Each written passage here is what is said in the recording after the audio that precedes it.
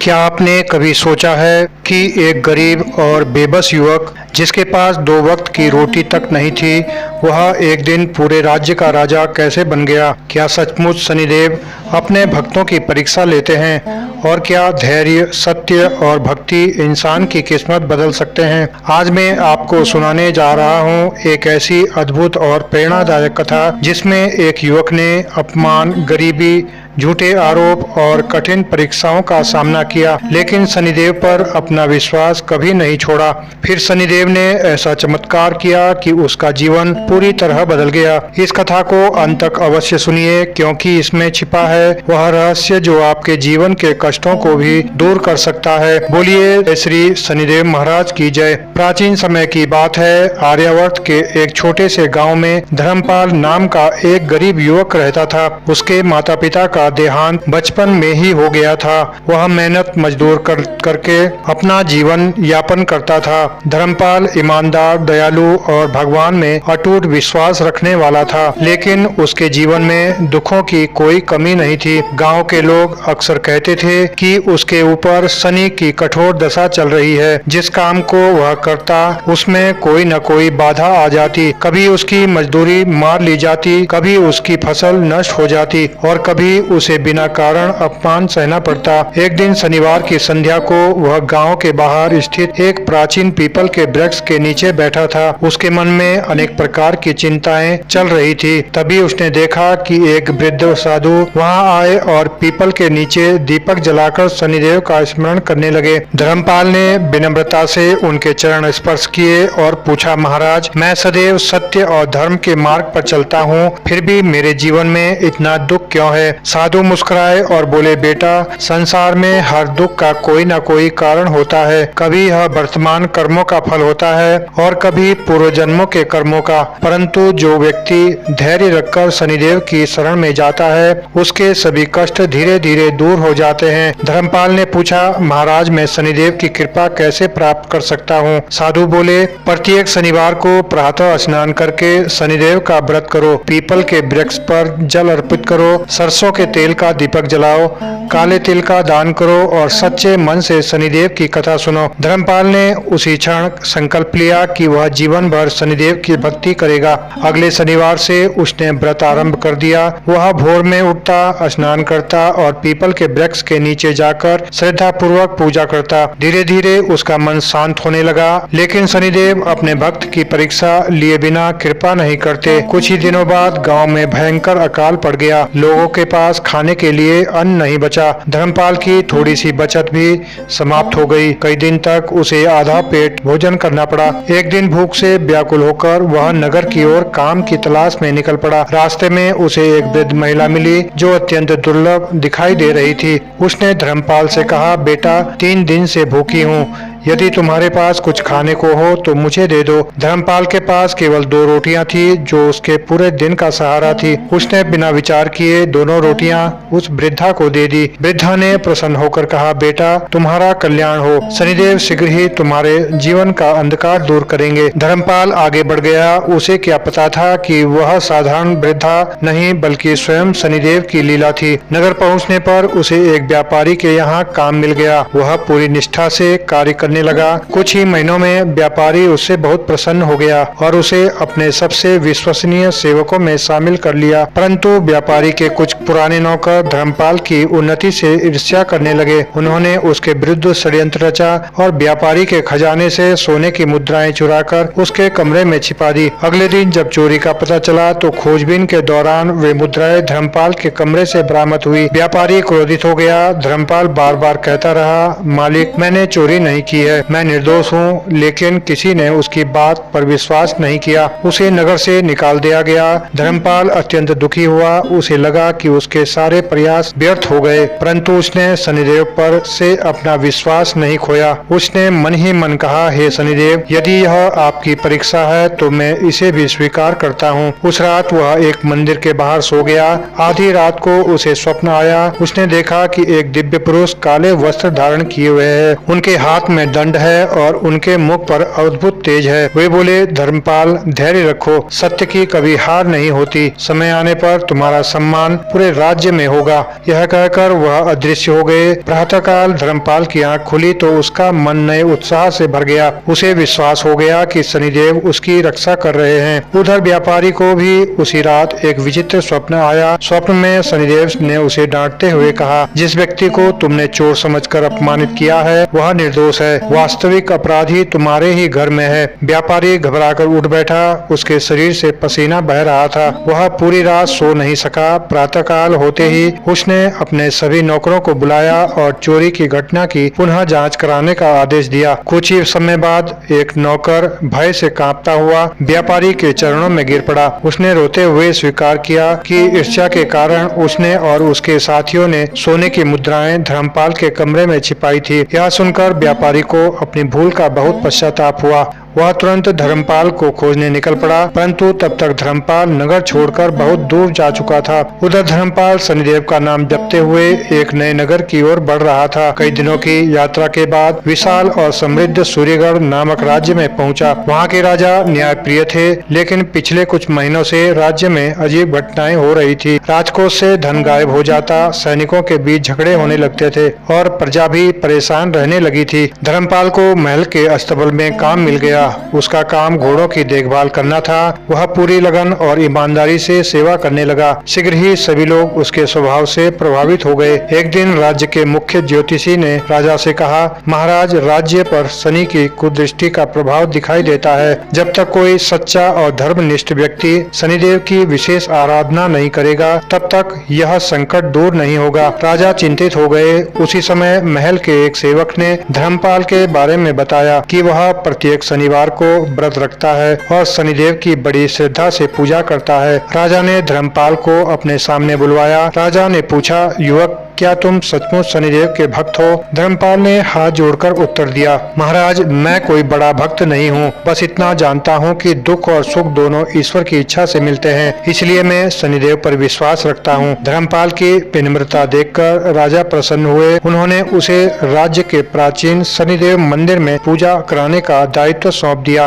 अगले शनिवार को धर्मपाल ने विधि पूर्वक व्रत रखा। उसने मंदिर की सफाई की, पीपल के वृक्ष पर जल चढ़ाया, काले तिल अर्पित किए और सरसों के तेल का दीपक जलाकर शनिदेव का ध्यान किया। पूजा समाप्त होते ही अचानक तेज वर्षा होने लगी। कई महीनों से सूखे की मार झेल रहे राज्य में यह वर्षा किसी वरदान से कम नहीं थी। खेतों में हरियाली लौट आई और लोगों के चेहरे खिल उठे। प्रजा ने इसे शनिदेव की कृपा माना, लेकिन जहाँ अच्छाई होती है वहाँ ईर्ष्या भी जन्म लेती है। राज्य का महामंत्री धर्मपाल की बढ़ती प्रतिष्ठा देखकर जलने लगा। उसे भय था कि कहीं राजा धर्मपाल को अपना प्रिय सलाहकार न बना ले। महामंत्री ने धर्मपाल को फंसाने के लिए एक नया षड्यंत्र रचा। एक रात उसने राजमुकुट के बहुमूल्य रत्न को गुप्त रूप से गायब करवा दिया और आरोप धर्मपाल पर लगा दिया। सुबह जब रत्न नहीं मिला तो पूरे महल में हड़कंप मच गया। सैनिकों ने धर्मपाल को पकड़कर दरबार में उपस्थित किया। राजा ने दुखी स्वर में कहा, धर्मपाल, मुझे विश्वास नहीं होता कि तुम ऐसा कर सकते हो, लेकिन सभी प्रमाण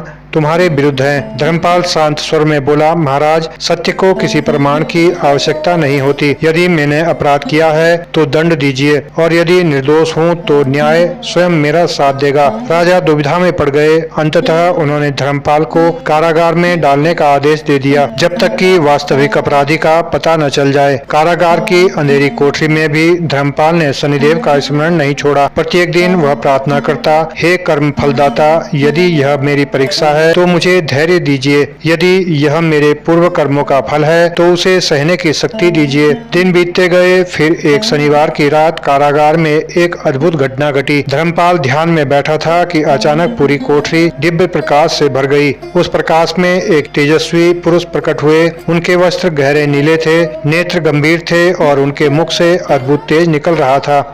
धर्मपाल तुरंत समझ गया कि यह कोई साधारण पुरुष नहीं है।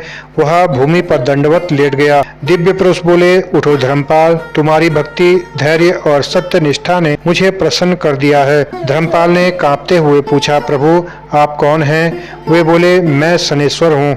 मैं अपने भक्तों की परीक्षा अवश्य लेता हूँ, परंतु उन्हें कभी त्यागता नहीं। यह सुनते ही धर्मपाल की आंखों से आंसू बहने लगे। शनिदेव बोले, कल तुम्हारे जीवन का नया अध्याय आरंभ होगा, सत्य की विजय होगी और तुम्हारा सम्मान पूरे राज्य में होगा। इतना कहकर शनिदेव अदृश्य हो गए। धर्मपाल पूरी रात भगवान का स्मरण करता रहा।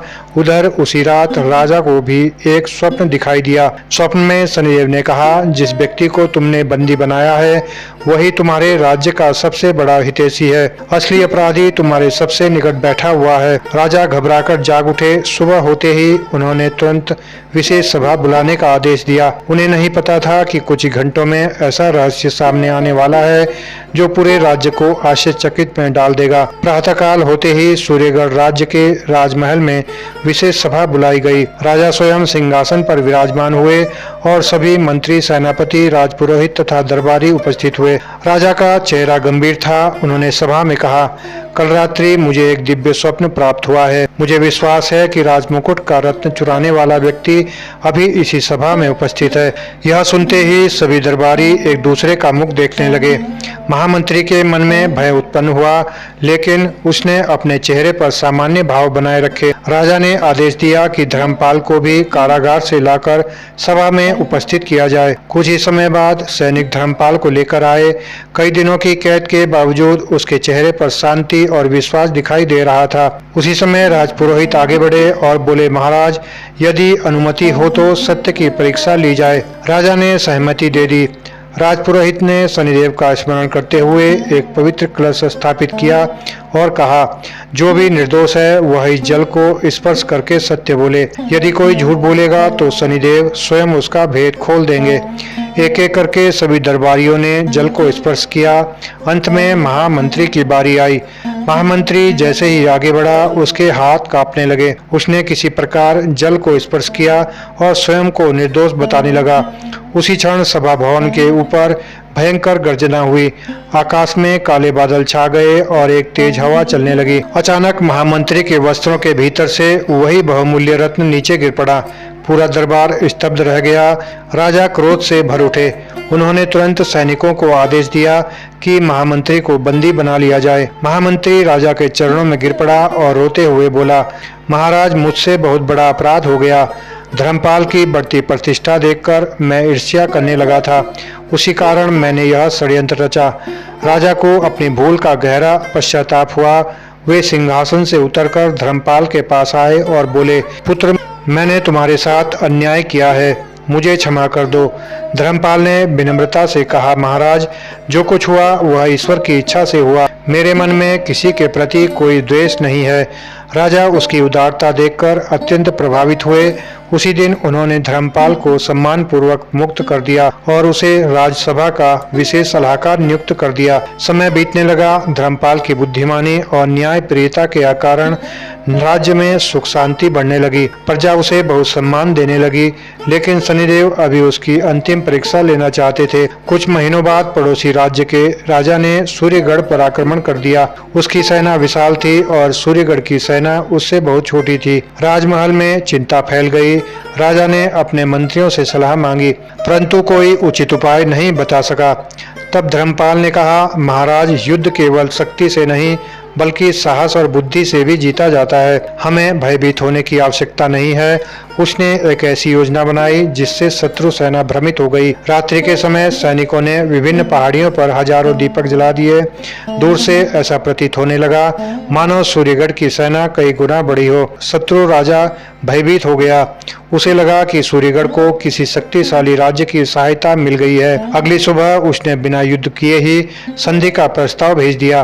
राज्य की रक्षा हो गई। प्रजा ने धर्मपाल की बुद्धिमत्ता की प्रशंसा की और राजा का उसके प्रति विश्वास और भी बढ़ गया। एक दिन राजा ने धर्मपाल से पूछा, तुम्हारे जीवन में इतने दुख आए, फिर भी तुम कभी निराश क्यों नहीं हुए?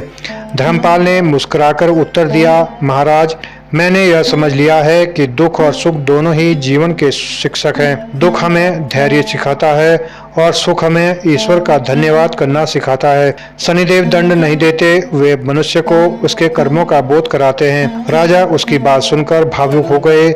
उसी रात फिर एक अद्भुत घटना घटी। धर्मपाल ने स्वप्न में देखा कि वही दिव्य पुरुष उसके सामने खड़ा है। शनिदेव ने कहा, धर्मपाल, तुम्हारी परीक्षाएं अब समाप्त होने वाली हैं। शीघ्र ही तुम्हें ऐसा सम्मान प्राप्त होगा जिसकी तुमने कभी कल्पना भी नहीं की थी।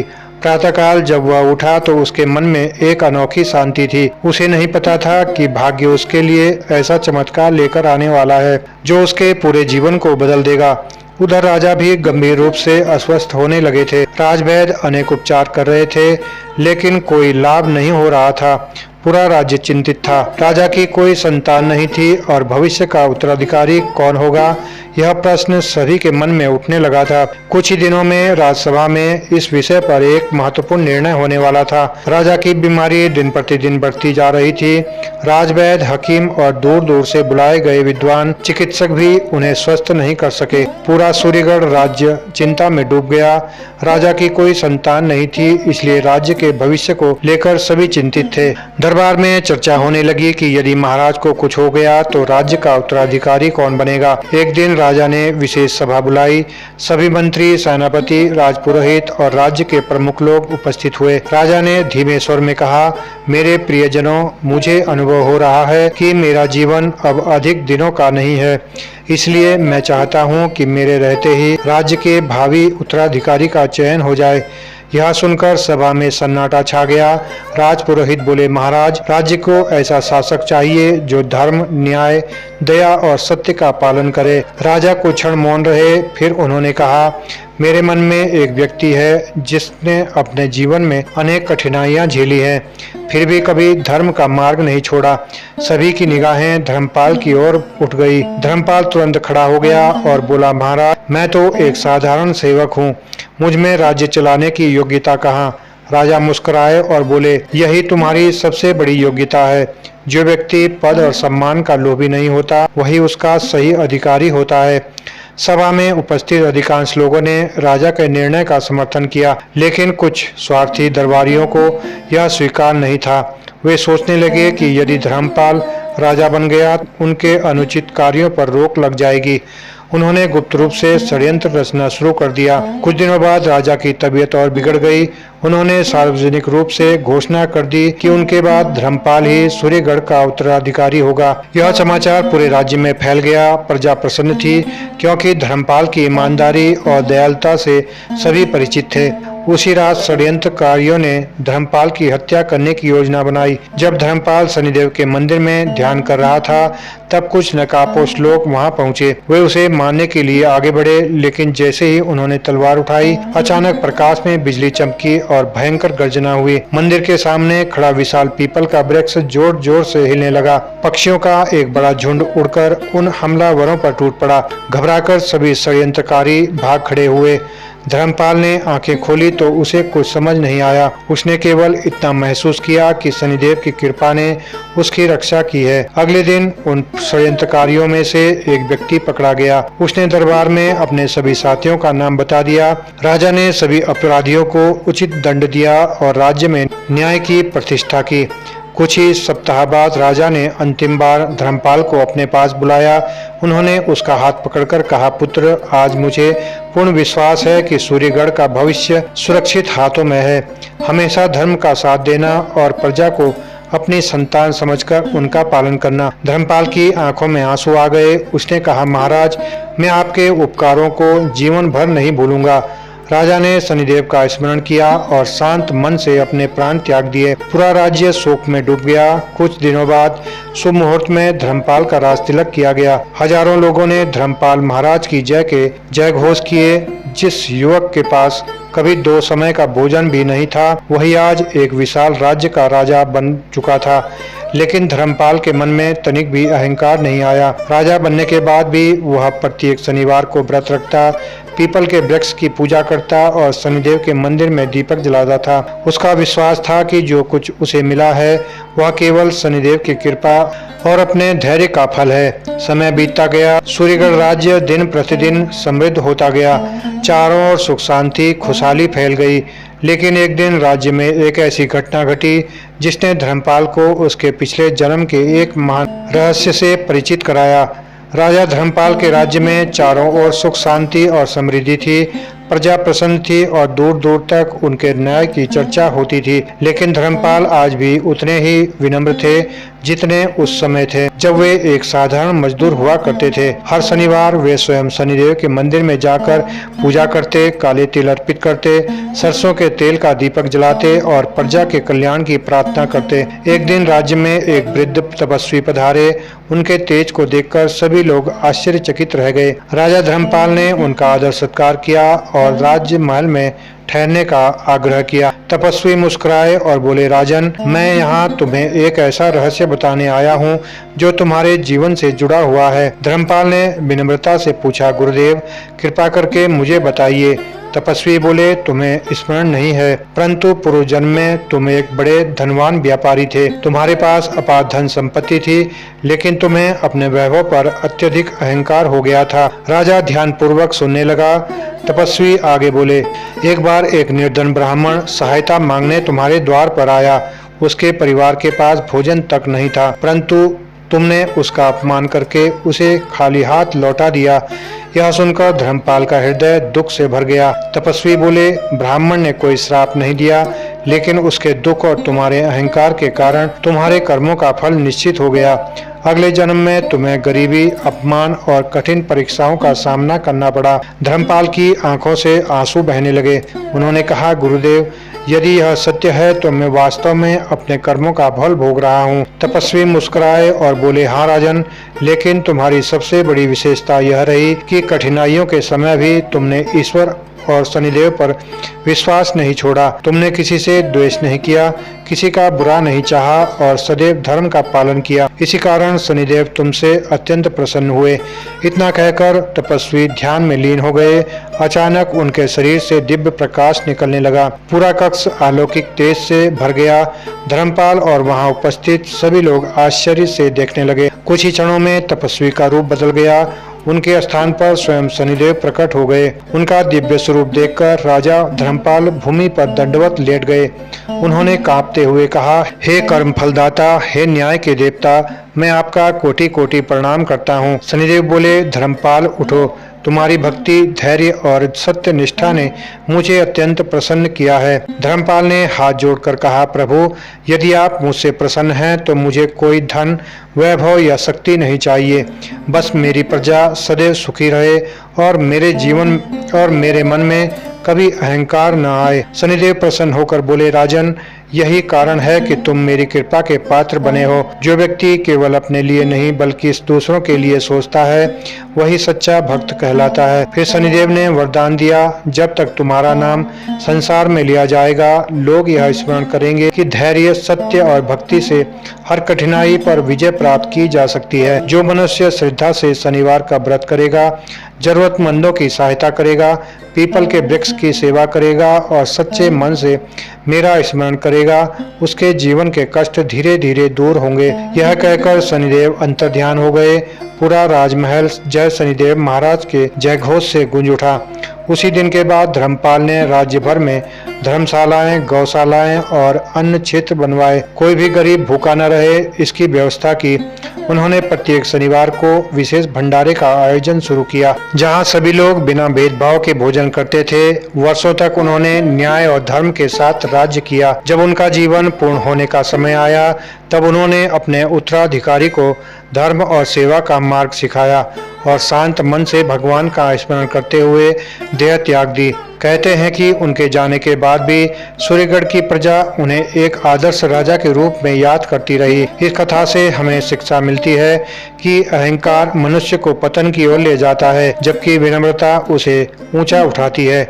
कठिन समय में धैर्य और ईश्वर पर विश्वास कभी नहीं छोड़ना चाहिए। शनिदेव दंड देने वाले नहीं, बल्कि कर्मों के अनुसार न्याय करने वाले देवता हैं। जो व्यक्ति सत्य, सेवा, दया और धर्म का पालन करता है, उस पर अंततः शनिदेव की कृपा अवश्य होती है। बोलिए श्री शनिदेव महाराज की जय। जय जय श्री शनिदेव।